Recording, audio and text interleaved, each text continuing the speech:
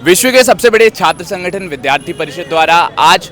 पश्चिम बंगाल में जहां पर देवियों की पूजा की जाती है, जहां की मुख्यमंत्री स्वयं एक महिला हैं, वहां के संदेश खाली नामक स्थान पर जहां पे महिलाओं का उत्पीड़न की घटना लगातार चलती जा रही है, उसी के विरोध में आज अखिल भारतीय विद्यार्थी परिषद द्वारा एक विरोध प्रदर्शन का आयोजन किया है। अब इसके बारे में और अधिक जानकारी प्राप्त करते हैं यहाँ के प्रांत मंत्री श्री मयंक राय जी से। निश्चित तौर पर आपने सारी बातों को पहले ही स्पष्ट कर दिया है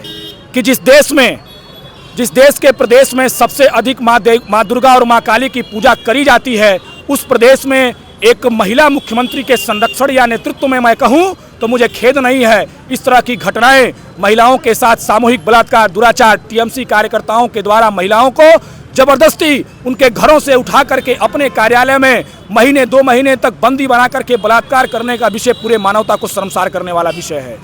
इसके साथ साथ अगर हम देखते हैं तो पश्चिम बंगाल में बांग्लादेशी घुसपैठियों को संरक्षण देने का काम भी ममता बनर्जी की सरकार कर रही है। अवैध घुसपैठिए रोहिंग्या इस देश को खोखला बनाने के लिए, भारत की अस्मिता को चोट पहुंचाने के लिए लगातार काम कर रहे हैं और ममता बनर्जी की सरकार चुप्पी साधे हुए है और चुप्पी साधने के साथ साथ जो अपराधी हैं उनको संरक्षण देने का काम, उनको बचाने का काम कर रही है। अभी शेख शाहजहां की गिरफ्तारी जिस दिन हुई है, आप उस वीडियो को देखिए, लग रहा है कि उसने खुद तय किया है कि उसे कब कोर्ट में सरेंडर करना है, उसे कब गिरफ्तार होना है और ये सिर्फ और सिर्फ ममता बनर्जी के संरक्षण में ही संभव हो सकता है। अखिल भारतीय विद्यार्थी परिषद ने आज पूरे देश के समस्त शैक्षिक संस्थानों में ममता बनर्जी सरकार के विरुद्ध प्रदर्शन कर पुतला फूंकने का काम किया है और माननीय राष्ट्रपति महोदय से यह मांग किया है विद्यार्थी परिषद ने कि पश्चिम बंगाल में जो हिंसा चल रही है, जो अत्याचार चल रहा है, महिलाओं के सामूहिक अस्मिता के साथ जो सामूहिक तौर पर खिलवाड़ किया जा रहा है, इसको तत्काल प्रभाव से अविलंब रोका जाए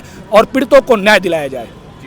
तृणमूल कांग्रेस के नेताओं द्वारा एक आपके खिलाफ आरोप लगाया जाता है, कई संगठनों और कई उसके ऊपर आरोप लगाया जाता है कि देश के अन्य राज्यों में भी बहुत सारी ऐसी घटनाएं हो रही हैं, लेकिन ये केवल एक विपक्षी दाव है जिसलिए उनके ऊपर आरोप लगाए जा रहे हैं। कितनी सच्चाई है इस बात में? मुझे सुनकर ये शर्म आता है कि जिस देश में महिलाओं के ऊपर ऐसे अत्याचार हो रहे हैं, वहां पर टीएमसी की सरकार दोषियों को सजा दिलाने के बावजूद इसको राजनीतिकरण देने का काम कर रही है। ये मैं नहीं कहता हूं, ये आप खुद एनसीआरबी की रिपोर्ट्स को देखिए। एनसीआरबी की रिपोर्ट्स में स्पष्ट रूप से ये लिखा हुआ है, ये दिया हुआ है उनके सर्वे में कि अगर देश में सबसे अधिक महिलाओं पर कहीं अत्याचार होते हैं, इसके विरोध में अगर दर्ज है मुकदमे, तो वो पश्चिम बंगाल में। इस देश में सबसे अधिक कई महिलाओं की गुमशुदगी दर्ज है या महिलाएं गुमशुदा हैं तो पश्चिम बंगाल में। तो इस समय ममता बनर्जी और उनके नेतृत्व वाली सरकार को इस पर जांच करा करके इस हिंसा और इस अत्याचार को रोकना चाहिए, न कि राजनीतिकरण का रूप दे करके इस अपराधियों को संरक्षण देने का काम करना चाहिए।